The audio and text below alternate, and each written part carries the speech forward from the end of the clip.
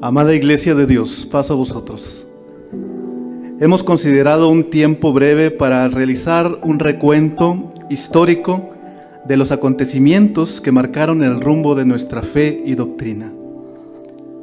Momentos en los cuales ha sido visible la compañía de nuestro Dios a través de su Espíritu Santo y la guianza de su palabra como brújula que ha dado dirección en los momentos de mayor riesgo para nuestra fraternidad. Para considerar también a través de la palabra una mejor interpretación de su voluntad, y porque para nosotros estar cerca de la palabra es estar cerca de Dios. Describimos entonces este camino de fe como una clave salvífica, porque fueron actos salvíficos de nuestro Señor los que protegieron nuestra fraternidad bajo la presencia fiel de nuestro Dios, con mano fuerte y brazo extendido. La Iglesia de Dios, Séptimo Día, como organización, nació en los Estados Unidos de Norteamérica, producto de los esfuerzos de distintos grupos que intentaban recuperar la autoridad de la Biblia y un evangelio más personal, un evangelio que considerara la santidad de cada creyente como norma de vida. Entre estos movimientos religiosos estaba el de un hombre llamado William Miller, que se interesó por calcular la fecha del retorno de Jesús a la tierra. Basado en la profecía de Daniel 8:14, hace una interpretación de estos 2300 días, calculando el inminente regreso de Cristo en varias fechas que fueron fallidas. Aunque los cálculos fracasaron, su movimiento fue poderoso. Había logrado un grupo de seguidores cada vez mayor, entre los que se encontraba un joven predicador de nombre Gilbert Cranmer, quien experimenta también junto con el grupo la gran decepción por la profecía fallida. Este no abandona el grupo por su anhelo del regreso de Jesucristo. El movimiento millerita adoptó algunas doctrinas importantes, bíblicas, entre las que destaca la observancia del sábado como día de reposo. Sin embargo, además de ello, reconocía la autoridad en la interpretación profética de una mujer llamada Helena Golden White, a la que Gilbert Cranmer se resistió por profetizar fuera del testimonio bíblico. El hermano Cranmer enarboló la frase de los movimientos restauracionistas de la época: mi Biblia y solo mi Biblia, en la que no cabían interpretaciones particulares fuera del marco de la Escritura. Un grupo de hermanos coincidió con el hermano Cranmer y se unieron a él para formalizar en 1858 una nueva agrupación cuyo nombre fue Conferencia del Estado de Michigan de la Iglesia de Cristo, que posteriormente asumiría un nombre más bíblico: Iglesia de Dios, Séptimo Día, a la que varias iglesias al inicio de su movimiento, con las mismas inquietudes, se unieron formando un grupo cada vez más grande durante sus primeros años. Este grupo de hermanos favoreció la búsqueda de la verdad bíblica para alentar el crecimiento doctrinal, pero también para eliminar todo tipo de sectarismo partidista, por lo que una de sus máximas que hasta hoy tiene la Iglesia es permanecer con un credo abierto, siempre dispuestos a reflexionar sobre el estudio bíblico, considerando la sabiduría de Dios como inagotable. De aquí surgieron entonces doctrinas bíblicas que a la fecha creemos la Iglesia de Dios a nivel internacional, como la celebración anual de la Cena del Señor, como el estado que guardan los muertos, como el tiempo que duró Jesús en la sepultura y como la ley de la alimentación, pero sobre todo y por supuesto la guarda de los mandamientos de Dios y la fe de Jesucristo. Con esta riqueza doctrinal e histórica, la Iglesia de Dios llega a México, país con quien se compartía frontera,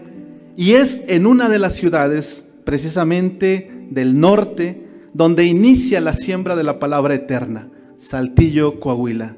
bajo el trabajo del primer misionero de nombre José María Rodríguez, quien provenía de la iglesia de Dallas, Texas. Bajo su liderazgo se formaron las primeras congregaciones en el país. Transcurridos los primeros años, la dirección de la iglesia pasa a la Ciudad de México en 1923, siendo el hermano Baltasar Laureano Ramírez quien conformó la primera iglesia, el primer templo ubicado cerca del Zócalo de la Ciudad de México, quien, atraído también por un grupo de judíos que habían llegado a la ciudad, a quienes evangelizó, termina en 1936 por adoptar la religión israelita, convirtiendo ese primer templo en la Ciudad de México en una sinagoga judía. Ante esta ruptura primera y la influencia del liderazgo del hermano Laureano a nivel nacional, algunos, viendo el peligro de una división más grande, por lo que algunos dirigentes de su época decidieron, como una forma de desalentar nuevas separaciones, la adopción de 3 fiestas levíticas del Antiguo Testamento: Pascua, Pentecostés y Cabañas. Con el paso del tiempo, esta práctica se encarnó en la Iglesia de México como si fuera original, y también en parte de Centroamérica por la influencia de misioneros como el ministro José Antonio Vega Serafín, primer misionero de México en Centroamérica.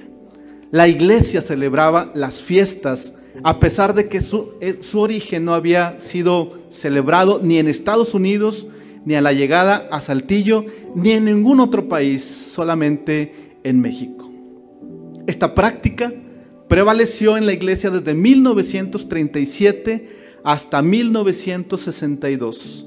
Sin embargo, la inyección teológica de la iglesia en Estados Unidos y el deseo de aclarar sobre la vigencia o no de estas fiestas fueron por la causada inquietud y desconcierto de hermanos hispanos que inquietaron a la iglesia de Estados Unidos, que estaban radicados en aquel lugar y que hablaban sobre la vigencia de estas ceremonias al país del norte. Fue así como Estados Unidos, la iglesia, celebró un concilio en octubre de 1962 en el que se determinó sobre la validez o no de las fiestas, logrando así su renuncia a las fiestas levíticas. La dirigencia de la iglesia a nivel internacional, que tenía su sede en Estados Unidos, dio la encomienda al ministerio mexicano para realizar en su próximo concilio, en el siguiente mes de noviembre del 62, el tema sobre la vigencia o no de las fiestas. A pesar de un cerrado debate del ministerio de la iglesia en México, algunos votaron por la eliminación, otros votaron por su permanencia, pero el concilio decidió en el concilio de Veracruz su eliminación y cerrar filas a nivel nacional para aceptar esta resolución como la voz de Dios a través de su iglesia. Este momento marcaría un rumbo más evangélico para la iglesia y la alejaría de una tradición iniciada como una medida desesperada para cerrar filas ante quienes habían decidido adoptar el judaísmo del líder principal de hacía 25 años. Esta decisión fue muy fuerte, muy grande, teológica, y volvió a fracturar a la iglesia, haciendo que un grupo de ministros se separaran de la organización junto con las iglesias que pastoreaban, permaneciendo en una tradición israelita. La adopción de los simbolismos judíos en la iglesia, como la estrella de David, el candelabro, el nombre de las tribus de Israel al interior de la iglesia, el saludo Shalom Alejem y la ubicación sobre todo de las tablas de la ley al frente del templo fueron productos de una época de un marcado judaísmo que la iglesia fue ubicando en un lugar correcto de acuerdo al testimonio apostólico del Nuevo Testamento y bajo las resoluciones conciliares como la de 1966, donde se invalidó el uso de la estrella de David como ícono distintivo de nuestra fe. Otro momento histórico que causó ruptura a nivel nacional, aunque no fue tan doloroso como el anterior, con temas doctrinales fue el desprendimiento administrativo de la Iglesia de Dios en Río Blanco. Después de un sistema administrativo poco especializado de las primeras décadas, basado en liderazgos férreos, la Iglesia había adoptado lo que se llamó el gobierno de los 7 ministros que administraban el trabajo nacional en los años de 1948 a 1954. Posterior a este periodo, el liderazgo ministerial de la Iglesia de Río Blanco fue centro de operaciones de la Iglesia en todo México. Y este prevaleció desde 1961 hasta 1969, hasta que se determinó que se requería un mejor sistema que proyectara el trabajo en la provincia donde la iglesia estaba creciendo, para lo que se requerían mayores recursos de las localidades hacia la administración nacional. El desprendimiento del filojudaísmo causó crecimiento desbordante por una fe y una práctica más evangélica, y ante las nuevas medidas financieras de concentrar los recursos en esta administración general, la iglesia de Río Blanco se separó. Posteriormente, en la década de los 80s y 90s, la iglesia ingresó a una etapa de reforma teológica, litúrgica y administrativa que cimentó la base para una evangelización centrada en Jesucristo, generando mayor comprensión de su papel profético y de la transformación del mundo y las exigencias de su entorno. Los debates principales de esas 2 décadas fueron sobre la ley y la gracia, la liturgia en alabanza,